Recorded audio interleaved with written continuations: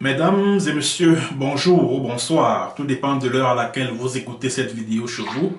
Je m'appelle Michel Biemton, journaliste web camerounais, et merci de faire confiance à cette chaîne YouTube de l'engagement sociopolitique. Bienvenue à cette causerie citoyenne sur l'actualité camerounaise et africaine. Bienvenue à la chronique de MBT, mesdames et messieurs.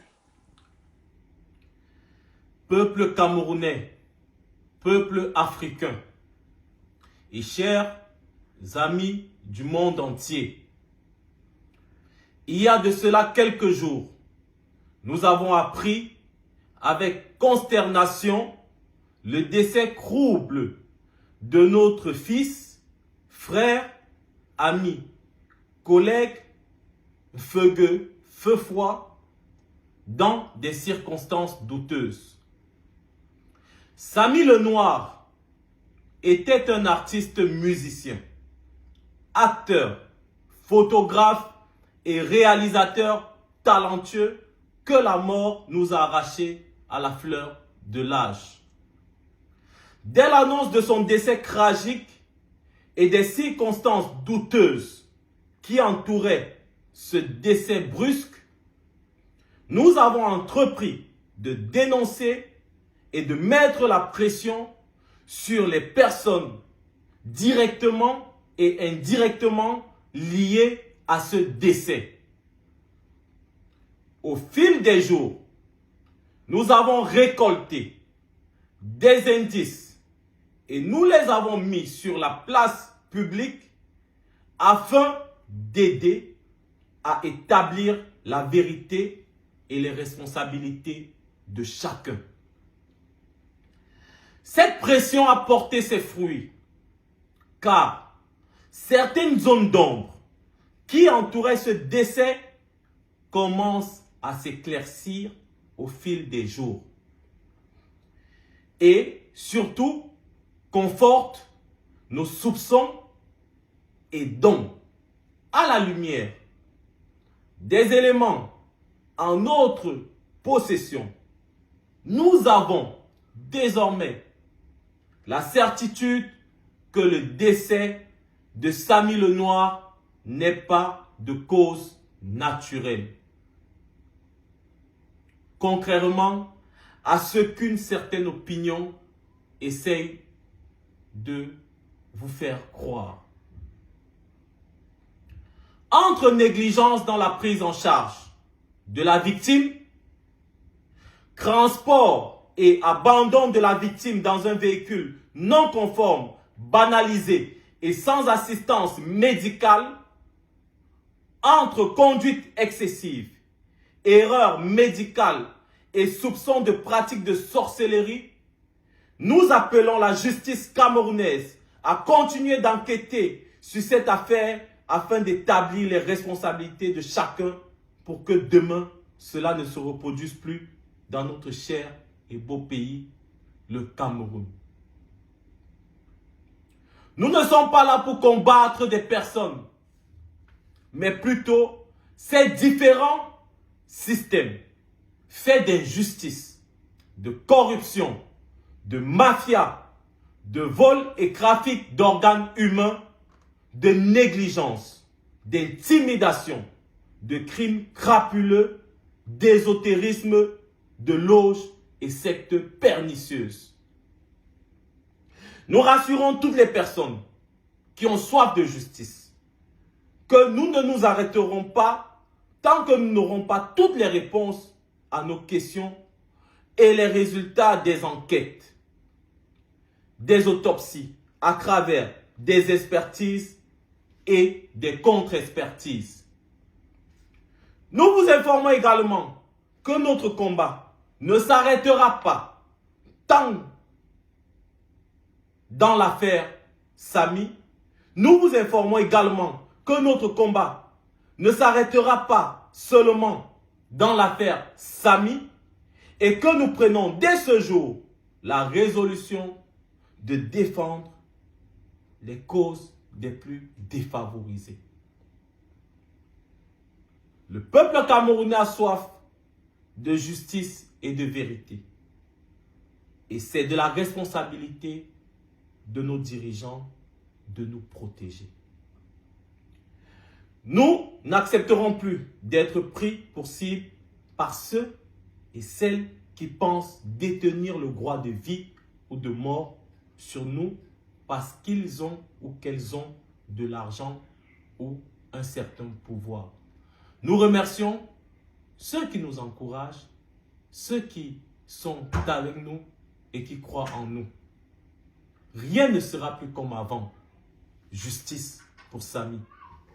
Alors, on va dire merci à l'artiste camerounais One Love qui a décidé de porter le mouvement Ensemble qui revendique la justice et la vérité autour de l'assassinat, c'est le lieu de le dire, de Samy Le Noir. Samy Le Noir, c'était un web comédien camerounais, un photographe, un artiste musicien qui a trouvé la mort le 6 juillet dernier à l'hôpital de la Caisse de Yaoundé suite à une opération chirurgicale qui a finalement mal tourné. C'est donc de l'affaire Samy Le Noir, de son vrai nom Mferefefoua, qu'il sera question au cours de cette chronique de MBT, mesdames et messieurs. Vous savez, j'ai voulu me prononcer sur cette affaire depuis quelques jours. Il a d'abord fallu que j'écoute les directs des uns et des autres, que moi-même j'essaye de questionner, d'interroger certains acteurs autour de cette affaire-là. Alors, si j'ai décidé de parler de cette affaire, c'est parce que j'ai le sentiment que certains voudraient absolument qu'on balaye cette histoire d'un revers de la main. J'ai le sentiment qu'on voudrait nous amener à oublier cette affaire parce qu'on protège une ou deux personnes. Bon, pour quelle raison, je ne sais pas. Alors, après donc avoir observé pendant tout ce temps les avis, les opinions et même les déclarations ou les révélations faites par les uns et les autres à travers des directs sur Facebook ou sur YouTube, je vais me permettre d'apporter ma pincée de sel à tout ce qui a déjà été dit sur cette affaire en tant que journaliste qui s'intéresse aux questions des droits humains, en tant que cyberactiviste, parce que je le suis, hein, ça il faut le dire. Alors, il ne sera pas question au cours de cette chronique d'accuser qui que ce soit. Nous allons simplement présenter les faits et maintenant analyser les responsabilités des uns et des autres parce que beaucoup, je remarque sur la toile là, que beaucoup ont tendance à protéger une personne et orienter l'opinion vers une autre partie de toute cette affaire. Bon, on va commencer par l'accident parce qu'on nous dit que Samy Le Noir a été victime d'un accident de voiture à Créby. Alors, depuis ce dimanche 16 juillet 2023, il y a une vidéo émise par une caméra de vidéosurveillance, du moins apparemment, qui circule sur la toile, sur les réseaux sociaux. Quand moi, Michel Biemton, j'ai vu cette vidéo-là, j'ai d'abord prêté attention à l'heure qui était mentionnée sur la vidéo en question. J'ai vu 13h38, c'est-à-dire que l'heure exacte à laquelle Samy, le jeune homme, a été percuté par le véhicule.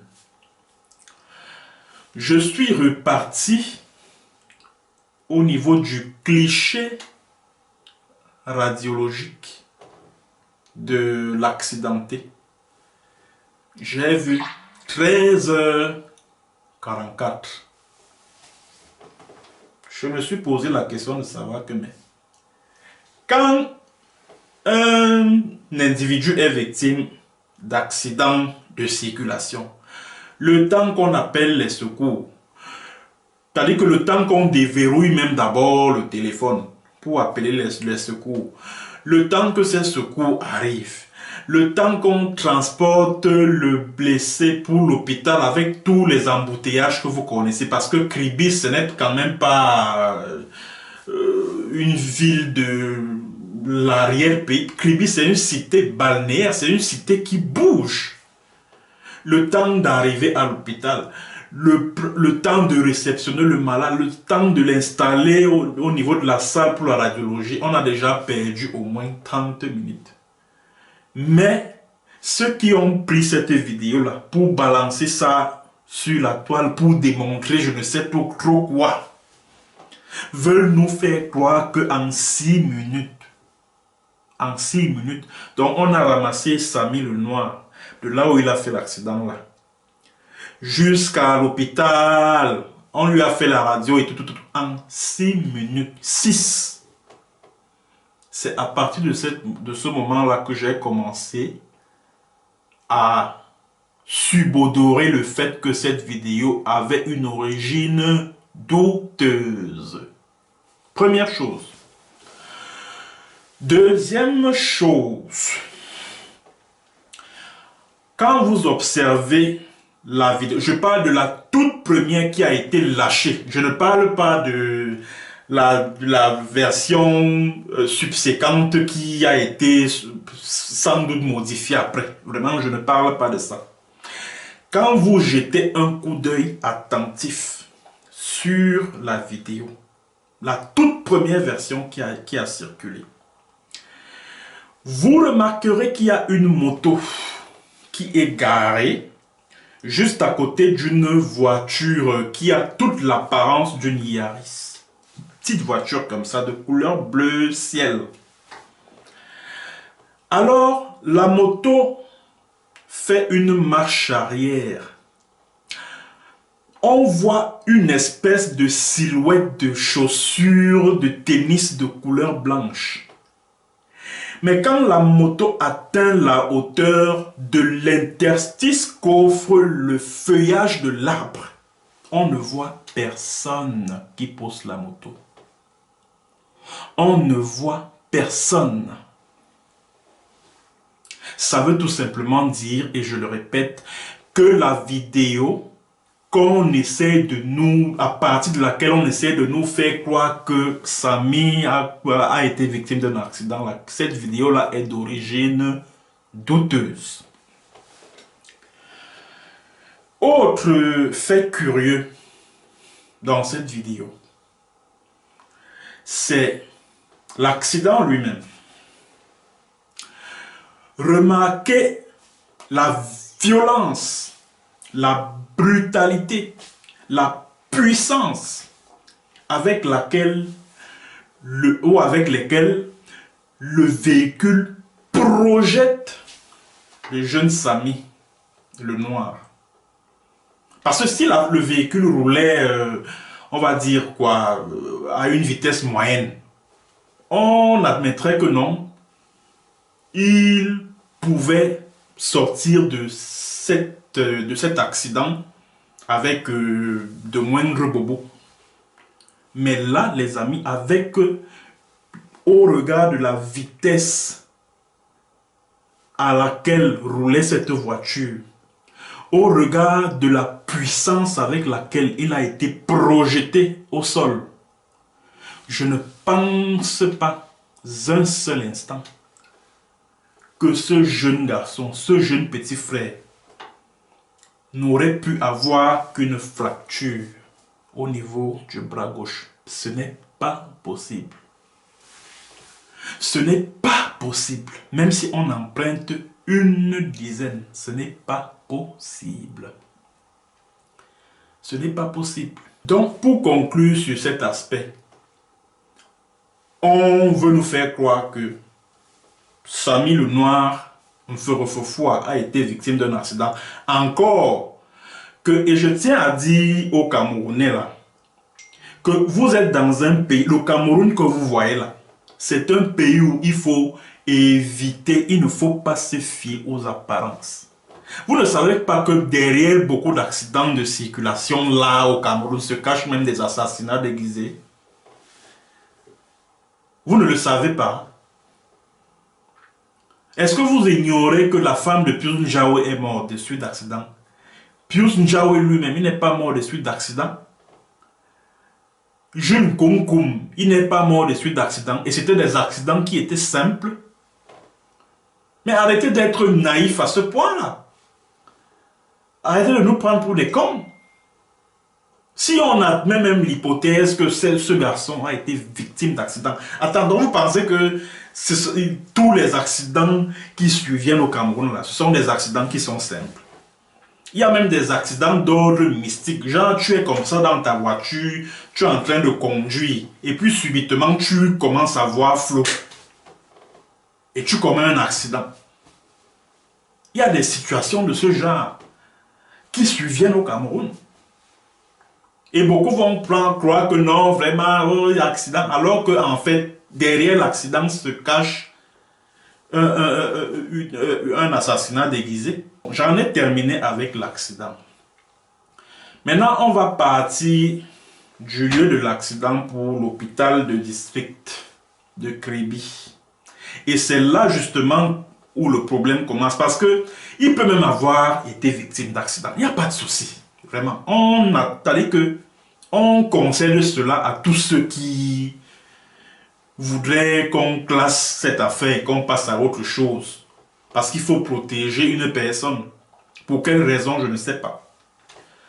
Alors, Chami arrive donc à l'hôpital de Kribi. Bon, d'après ce que madame, comment elle s'appelle, Mungwe Karen, nous a raconté dans un de ses directs, il a été question qu'on transfère Sami le Noir à Yaoundé. Parce que, voilà, l'ambulance tardait à venir. On leur a dit que, voilà, l'ambulance devrait arriver dans 2 heures. Oh, il fallait à tout prix qu'il aille à Yaoundé, etc. Et que c'est la dame, le médecin, qui prenait Sami le Noir en charge, qui a demandé dans une note qu'on le transfère à l'hôpital de la Caisse à Yaoundé. Et c'est justement là où ça devient suspect. C'est-à-dire à ce niveau-là. Pourquoi c'est suspect? À Kribi, j'ai essayé de mener mes petites recherches et il y a pas mal de structures hospitalières où Sami pouvait être bien prise en charge sans qu'il n'y ait eu besoin qu'on le transfère du côté de Yaoundé. C'est-à-dire qu'on n'avait pas besoin de le transférer à Yaoundé. Il pouvait être bien pris en charge là-bas à Kribi. Sauf si on veut nous faire croire, sauf si la dame qui était médecin là, à l'hôpital de district, veut nous faire croire que tous les blessés, les fracturés qui viennent à son hôpital là-bas, on les transfère automatiquement à Yaoundé. Sauf si c'est le cas. Mais je ne pense pas. Parce que quand vous êtes à Kribi, vous avez des hôpitaux comme la Kribi Baptist Health Center. Vous avez l'hôpital Enongal. Vous avez le Mbingo Hospital. Pour mes frères qui sont du Southern Cameroun, là, de ce que vous appelez Nord-Ouest, Sud-Ouest, là, renseignez-vous bien. Le Mbingo Hospital offre les meilleurs soins de santé dans tout le Cameroun que vous voyez là. Le Mbingo Hospital. Je dis que les meilleurs dans tous les domaines de la médecine. Le Mbingo Hospital offre les meilleurs soins de santé qui soient. Je dis bien les meilleurs soins de santé qui soient. C'est au Mbingo Hospital. Ils sont présents à Kribi, ils sont présents, je crois, à Bamenda. Ils sont présents à Ebolova. Ils sont présents dans tout le Cameroun, Mbingo Hospital, Mbingo Baptiste. Donc je crois que ça doit être un hôpital confessionnel. Et vous avez la garnison militaire à Kribi. La garnison militaire. Vous savez ce que c'est que la garnison militaire? Ça veut dire que c'est un hôpital accueil qui est censé accueillir des blessés de guerre, donc forcément des fracturés, donc vous voulez nous faire croire, donc on veut nous faire croire que Madame Mungwe ne pouvait pas faire transférer Samy à la garnison militaire de Kribi.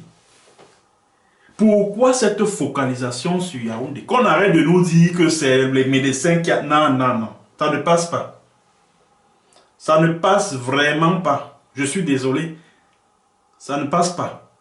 Pourquoi cette focalisation sur Yaoundé? Est-ce qu'il n'était pas question de transférer Samy le Noir vers quelqu'un de sûr dans un hôpital à Yaoundé? Point d'interrogation. Je me pose juste des questions. Je vous ai dit que je ne vais accuser personne. Je ne vais accuser personne.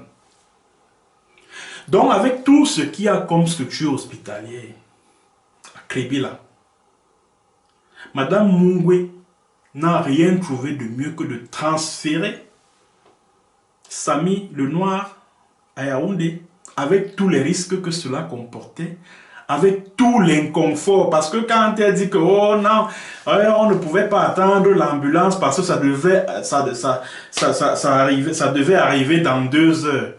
Entre une ambulance où l'accidenté devrait se retrouver dans des conditions médicales adéquates, quitte à ce que cela prenne 2 heures à arriver, et le mettre directement à l'intérieur d'un véhicule, entre des mains inexpertes et avec tous les risques médicaux que ça comporte, qu'est-ce qui était mieux? Qu'est-ce qui était mieux? Non, il fallait forcément que madame s'occupe de tout, que madame contrôle tout, du départ de l'hôpital de district de Kribi jusqu'à Yaoundé. Il fallait qu'elle contrôle tout. Et quand elle dit dans son direct, pour revenir au rallye, quand elle dit dans son direct, non, vraiment, il est allé au rallye, c'est pour ses business personnels. Ce que beaucoup ne savent pas, c'est que Samy est allé à la place des fêtes de Kribi, où il y avait la présentation des voitures de course là. Il est allé là-bas parce que Madame Mungwe Karine était censée y être également. Elle devait assister à la cérémonie. Voilà pourquoi il est allé en repérage. Voilà pourquoi il est allé en repérage. Voilà. Donc on arrête de nous dire que non, il est allé là-bas avec son ami Camden pour ses business personnels qui n'avaient rien à voir. Non, c'était juste un prestataire. Et machin. Non, non, non. Madame Karine Mungwe était attendue là-bas. Ah oui. Elle était attendue là-bas. Bon. Monsieur Samy le Noir est donc transféré à Yaoundé. Alors, selon le témoignage de... Elle s'appelle comment là? Félicia, qui est la maman de sa fille de 11 ans. Et je tiens à féliciter cette jeune compatriote parce que n'eût été son témoignage, le témoignage qu'elle a eu à faire, je crois, le lendemain, le 7 juillet 2023, cette affaire-ci serait passée inaperçue. Cette affaire-ci serait passée inaperçue. Donc, elle doit être portée à bout de bras comme une héroïne qui a mis la puce à l'oreille du monde entier. Alors, d'après dans son témoignage, l'accidenté Samy le Noir a réussi, malgré son état, à entrer en contact avec elle. Et il lui a dit qu'il a eu un accident, etc., etc., et qu'ils sont en train de se rendre à l'hôpital de la Caisse, qui sont en train de se rendre à l'hôpital. Ça, c'est la maman de son enfant qui fait ce témoignage-là. Donc, et la maman de son enfant dit avoir alerté tous les membres de la famille que Samy a eu un accident à Kribi et qu'il est en chemin pour être admis à l'hôpital de la Caisse qui est situé au quartier Essos à Yaoundé. La famille était convaincue que Samy allait arriver à l'hôpital de la Caisse à Yaoundé, à Essos. Mais curieusement, quand la maman de l'enfant de Samy essaie de s'enquérir de la situation, de la suite, d'abord c'est la copine du défunt qui lui répond de manière bizarre.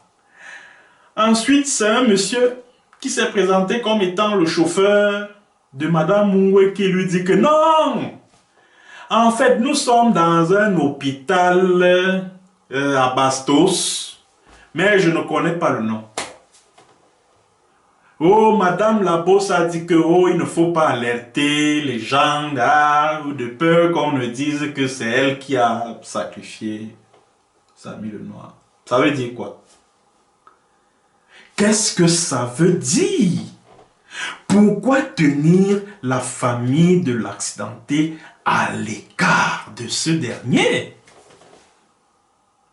Pourquoi avoir entretenu ce halo de flou autour du lieu d'hospitalisation de Samy le Noir?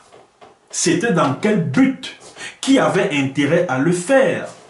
Voilà un autre motif de suspicion.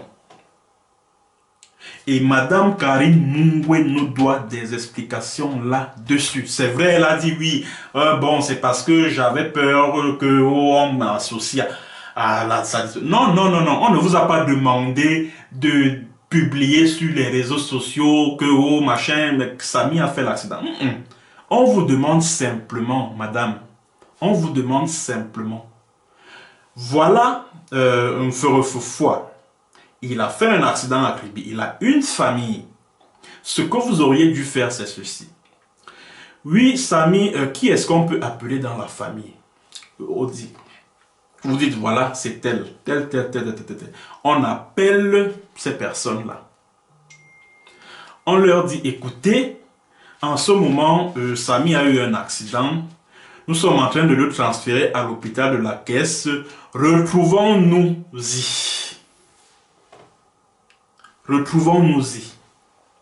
Or, d'après le témoignage de la maman de la fille de Samy, quand elle essaie de s'enquérir sur le lieu d'hospitalisation de Samy, on ne lui dit plus rien, on verrouille l'information.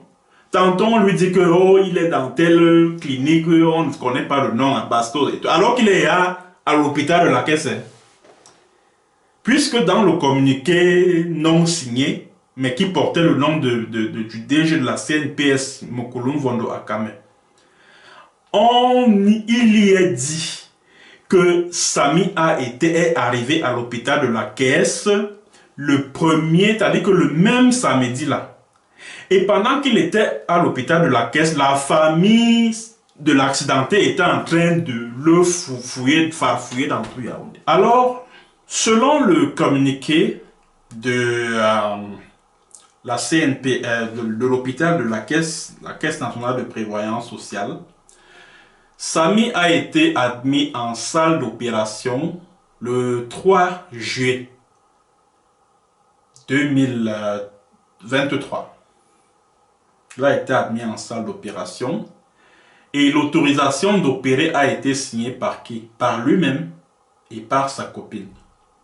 Bien entendu, les membres de sa famille ont été complètement à l'écart parce que Madame Mungwe tenait absolument à ce que cette dernière soit à l'écart de toutes les opérations, si je puis ainsi m'exprimer.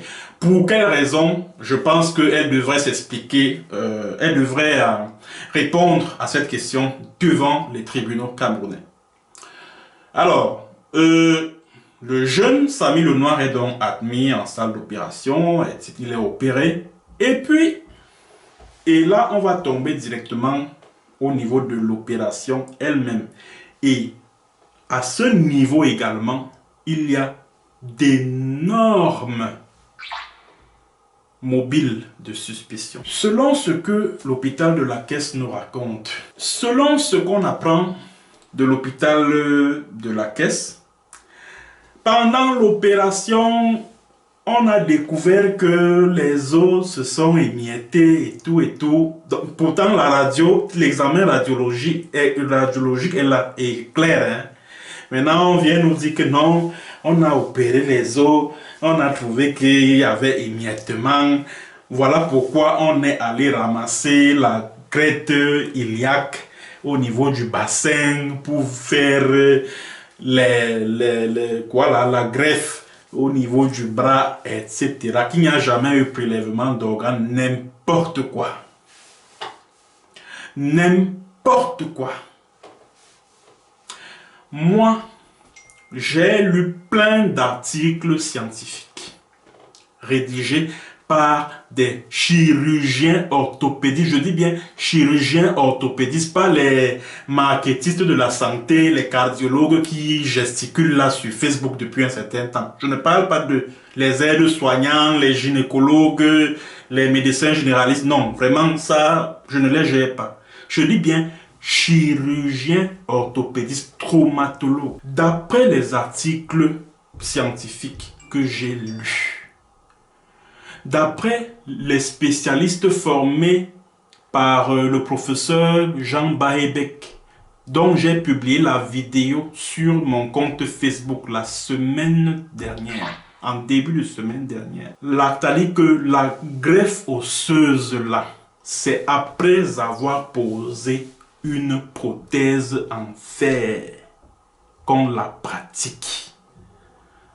On ne la pratique pas au début de l'opération. Posez la question à tous les chirurgiens. Moi, j'ai échangé avec des chirurgiens orthopédistes qui sont des collègues de ma maman. Parce que ma maman est personnel de santé en retraite. Quand ils ont vu ça, ils ont dit, mais c'est du n'importe quoi. Quand vous avez affaire à un accidenté, à un fracturé, moi qui vous parle,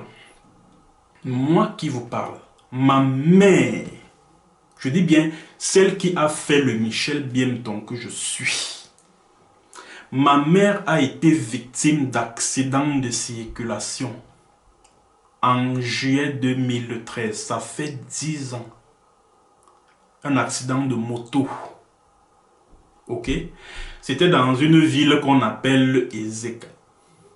Tous ceux qui sont à Ezeka connaissent très bien qui est ma mère parce qu'elle a travaillé à l'hôpital de district pendant une vingtaine d'années.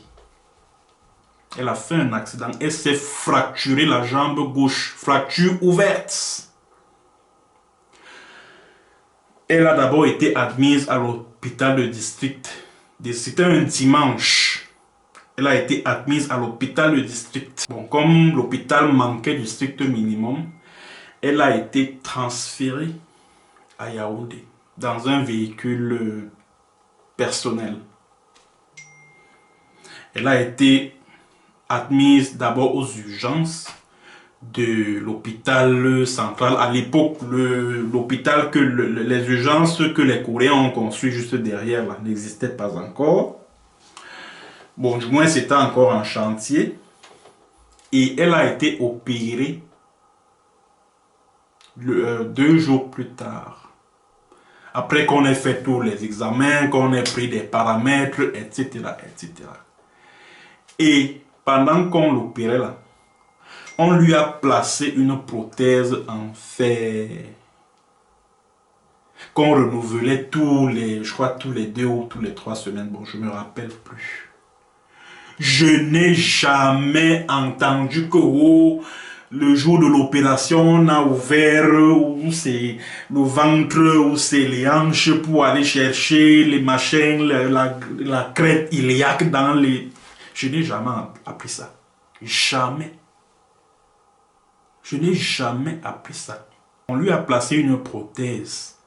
Et c'est grâce à ça qu'elle a tenu pendant un bon bout de temps, jusqu'à ce qu'elle commence à marcher avec des béquilles Et aujourd'hui, ma mère a retrouvé toute son autonomie motrice. Elle ne marche plus avec des béquilles. Parce qu'il était même question qu'on ampute la jambe qui était complètement broyée. Non. On va stabiliser la fracture. Aujourd'hui, elle marche normalement. Normalement. C'est vrai que le pied, quand on le voit, il s'est un tout petit peu déformé. Mais aujourd'hui, elle a retrouvé toute son autonomie motrice. On ne lui a jamais amputé la jambe. Elle marche aujourd'hui normalement. On ne lui a jamais prélevé quoi que ce soit. Voilà. Donc, c'est-à-dire que les médecins qui ont fait ce prélèvement-là, ils ont des comptes à rendre à la justice.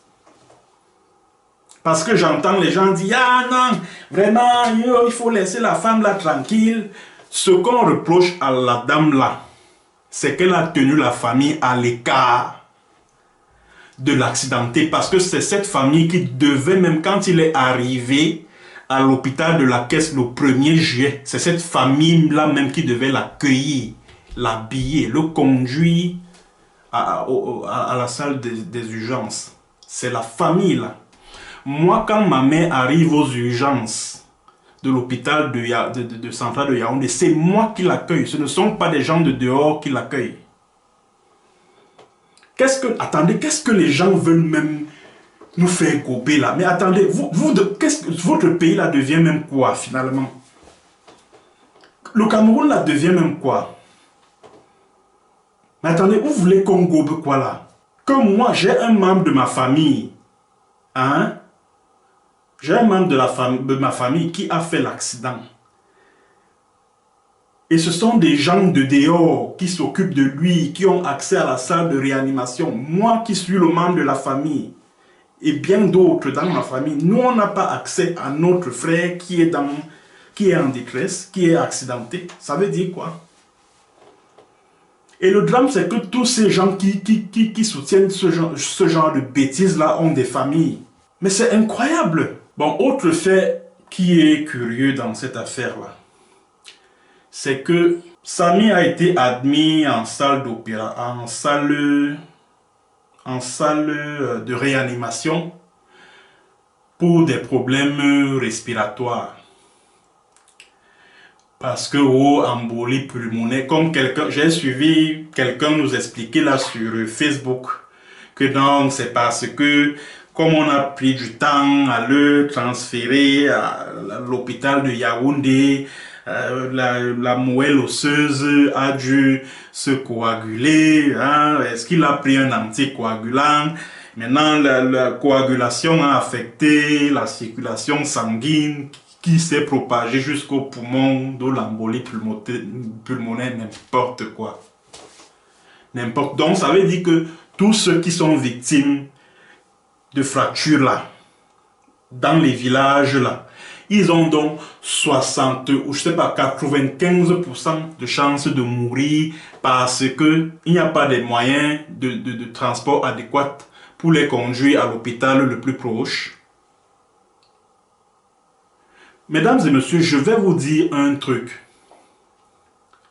Là où Samy a fait l'accident là, à Kribi, c'est au sud, non? Il y a une tribu au sud de Cameroun là-bas qu'on appelle les Yanda. Donc vers Mvenge là-bas. Ceux qui me coûtent connaissent sans doute les Yanda. Il n'y a pas meilleur médecin des os que les Yanda.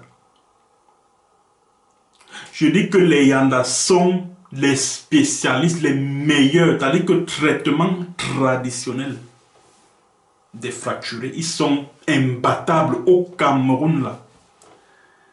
Je dis que si Samy avait été conduit chez les Yanda qui soignent les fracturés là, son bras là, on aurait réussi à stabiliser ça et en l'espace d'un mois, il serait déjà guéri, il ne serait pas mort. Donc moi je ne comprends pas moi ma tête sur ça que des docteurs viennent sur Facebook nous expliquer que non. on peut mourir après avoir eu une fracture du bras. Ça n'a pas de sens. Ça n'a pas de sens. Ça n'a pas de sens. Et quand les gens viennent nous dire, ah vraiment, il faut interroger le personnel hôpital, ah la dame n'a rien à voir et tout, et tout, et tout. Mais ne soyez pas naïfs, mes chers amis. Ne soyez pas naïfs. Qui ignore que pas mal d'hôpitaux là au Cameroun sont des plaques tournantes de prélèvement des organes en vue de trafic? Qui ignore ça? Qui l'ignore? Qui l'ignore? Il faut arrêter de faire comme si le Cameroun était devenu subitement crédible, que le système de santé du Cameroun était devenu subitement crédible au point où chaque chose que un hôpital va dire sera accueilli comme parole d'évangile. Il faut arrêter ça. Avant de conclure cette chronique de MBT, j'aimerais faire remarquer une chose qui me désole. Vraiment, et c'est avec beaucoup de désolation que je vais le dire.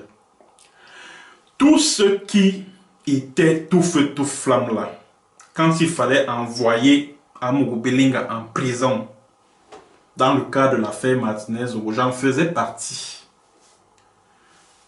Je suis surpris que dans cette affaire, on essaie d'arrondir les angles, on essaye de tourner autour du pot. Non, pourquoi accuser la femme d'autrui? Ah, vraiment, c'est le corps médical, oh, c'est le service de santé du Cameroun qui sont pourris.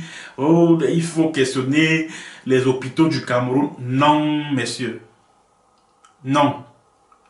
Dans ce cas, les soutiens de Jean-Pierre Amourou Belinga vous direz également que Amourou Belinga n'est pas celui qui a mis Martinez en filature, que c'est la DGR qui l'a fait.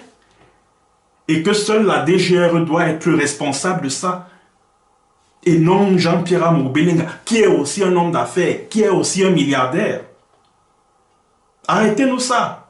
Hier, là, quand vous êtes mobilisés, ah non, justice pour Martinez, non, Amourou Belinga. Maintenant, quand c'est cette affaire-ci, l'affaire Sami Fofua, ah non, vraiment, c'est la jalousie, ah vraiment, on est jaloux de tel, oh, parce qu'elle est milliardaire, parce qu'elle a réussi, ou alors c'est parce qu'elle est de la même région que moi, ou elle est de la même localité que moi, alors je dois la défendre à tout prix. Je dis non à cela.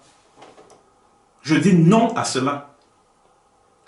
Où on est là pour combattre les injustices au pays, où on est là pour défendre les frères, les sœurs, les cousins, les ceci et les cela.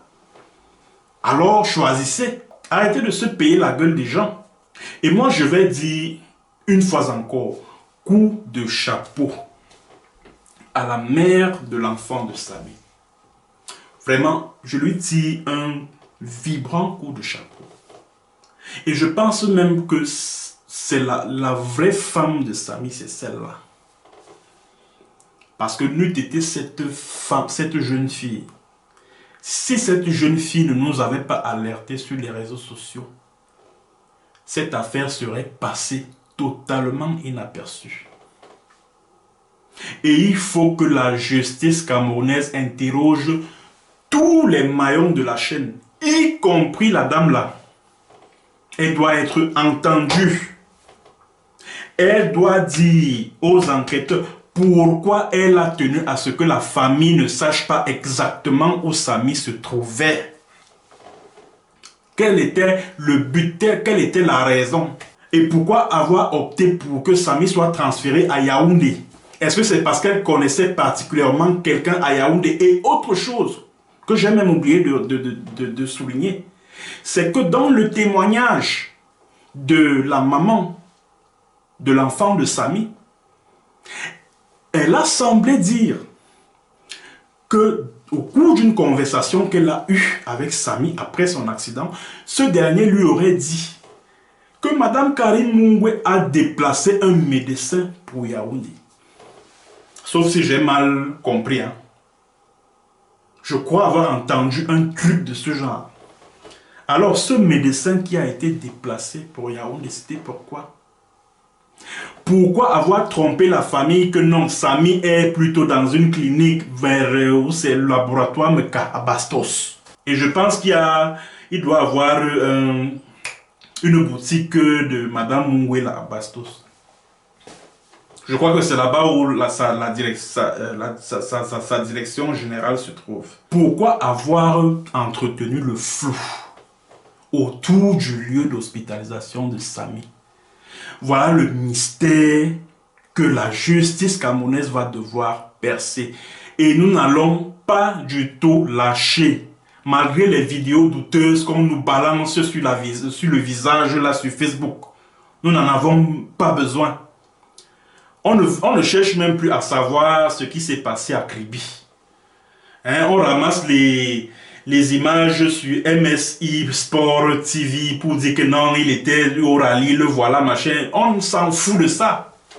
Nous sommes tous d'accord qu'il était au rallye. Est-ce que c'est là-bas où se trouve le problème? Ce n'est pas là-bas. Donc il va falloir qu'on interroge tous ces gens. Tous ces gens. Est-ce que les machins là, prélèvement des crêtes iliaques, n'étaient pas en réalité un boulevard d'accès à un organe vital? Et à qui profitait cet organe vital là? Qui a commandé cet organe là? Parce que l'hôpital ne peut pas dire qu'on a prélevé l'organe. Hein. Il va forcément nier avoir prélevé l'organe de Samy le Noir. Mais pourquoi avoir ouvert le ventre de Samy le Noir là où une simple prothèse suffisait? Voilà le mystère que la justice camerounaise va devoir percer. Et c'est ce que j'avais à dire au cours de cette édition de la chronique de MBT. Merci de l'avoir suivi, mesdames et messieurs. À très bientôt pour une autre séance et sur un autre thème. N'oubliez pas de partager la vidéo et surtout de vous abonner à ma chaîne YouTube Michel Biemton. À très bientôt pour une autre séance et sur un autre thème. Bonjour ou bonsoir.